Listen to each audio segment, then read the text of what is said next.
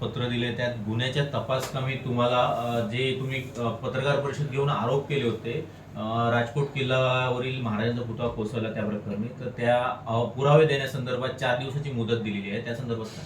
खरं तर ज्यांनी मला आदेश दिले, ज्यांच्या सांगण्यावरून पोलिसांना आदेश दिले, त्यांच्यावरच खरं तर माझे आरोप आहेत. या सरकारमधल्या काही लोकांनी या पुतळ्याच्या कामामध्ये भ्रष्टाचार केला असं आमचं वारंवार म्हणणं होतं आणि आजही ते आहे. आपल्याला माहिती असेल की एखाद्या संवेदनशील विषयामध्ये पोलीस तपास सुरू असताना त्या पोलिसाच्या तपासामध्ये काय कारवाई झाली पाहिजे हे खरं तर पोलिसांनी लोकांसमोर, शिवप्रेमीसमोर आणलं पाहिजे. यापेक्षा आता या सरकारमध्ये असं उलट झालंय की ज्यांनी भ्रष्टाचार केला असा आमचा आरोप आहे, ते आता आमच्यावर भ्रष्टाचाराचे पुरावे द्या, आमच्याकडे मागणी करतायत. मग ही यंत्रणा कशी आली आहे? आज आपण बघितलं असाल की 26 सप्टेंबरला हा छत्रपती शिवाजी महाराजांचं स्मारक उद्ध्वस्त झाल्यानंतर पहिल्या 2 तासामध्ये आपटे आणि पाटील अशा दोघांवर त्यावेळी आरोप झाले होते.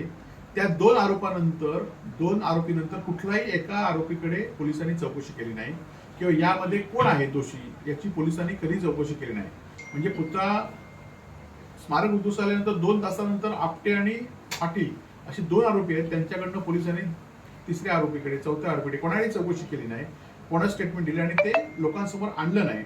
आणि या उलट आम्ही लोकांसमोर ह्या भ्रष्टाचाराचं उघड करतोय म्हणून उलटी आम्हाला नोटीस देण्याचं काम पोलीस करतायत. निश्चितपणे पोलिसांनी किती नोटीस दिल्या, किती कारवाई केल्या, तर ते आम्ही शिवाजी महाराजांसाठी आम्ही त्या घेऊ आणि यामध्ये भ्रष्टाचाराच्या पाठीशी कोण आहेत याचा आम्ही उलगडा निश्चित करू. अधिकारी, नौदल अधिकारी यांचा समावेश होता आणि त्या अधिकाऱ्यांनी एक सोयापानी अहवाल दिला आहे. त्यामध्ये असं नमूद करण्यात आलं की पुतळ्याचा काही ठिकाणी गंज चढला होता, त्यासोबतच पुतळ्याचं जे वेल्डिंग करण्यात आलं होतं ते चुकीच्या पद्धतीने करण्यात आलं होतं, तसंच डिझाईन सुद्धा चुकीच्या पद्धतीने करण्यात आले असल्याचे तज्ज्ञ मंडळींनी अहवाल दिलाय. त्या संदर्भात काय सांगा? खरं तर आपल्याला माहिती आहे की 14 पानी अहवाल झाला हे आपल्या प्रसारमाध्यमातून आता मला समजलंय आणि या अहवालाच्या जो प्रसारमाध्यमाचा अहवाल आहे या अहवालात आता स्पष्ट भ्रष्टाचाराला पुष्टीच दिलेली आहे.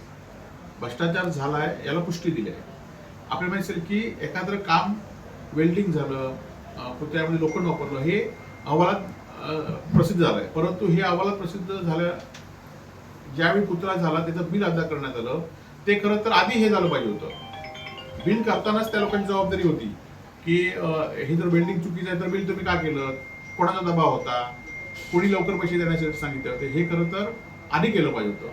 आणि त्यामुळे अहवालामध्ये ज्याप्रमाणे अहवाल आपण प्रसिद्ध केला तो जर खरा असेल तर अहवालामध्ये भ्रष्टाचार झाला आहे पुतळ्यामध्ये आणि त्यातल्या दोषींवर लवकरात लवकर कारवाई झाली पाहिजे. आपल्याला माहिती असेल की आपटेंची जर स्टेटमेंट बाहेर आलं दोषी निश्चित कळतील कोणाला पैसे दिलेत एक्स्ट्रा. आता आपण कामामध्ये कसं करतात अनियमितता आहे, लोखंड वापरलंय, वेल्डिंग वापरलंय, खेळ मारले, हे सगळं दिसतंय. त्यामुळे दोषी कोण आहे हे लोकांना वेगळं सांगण्याची गरज नाही. दुसरीकडे आता